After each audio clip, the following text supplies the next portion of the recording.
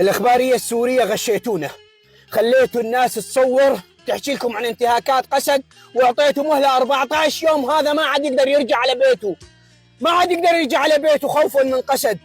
وين الدفاع المدني يروح على جبل عبد العزيز؟ الناس قامت تموت من الجوع، المناطق اللي تحررت. ما تروحون تفتحون قوافل وتعطون وتقدمون لأهل الشدادي وأهل الحميس وتل براك؟ قاموا يستقبلون عوائل بالآلاف، أهلنا قاموا تموت من الجوع، لسه بدنا نستنى 14 يوم. وين قسد؟ وين الجوع؟ وين الظلم؟ ومشغول فكري على الغالين مندلهم، والليل ما يمشي يا ناس مندلهم. مرتني نسمة عطر بهيل من دلهم، وظليت انشد الخلق ودمع الجفن جاري، وانا الوحيد دهري علي جاري. ابكي ونوح بحزن من فارق الجاري، دموعي صب المطر بعضاي من دلهم، دموعي صب المطر بعضاي من دلهم.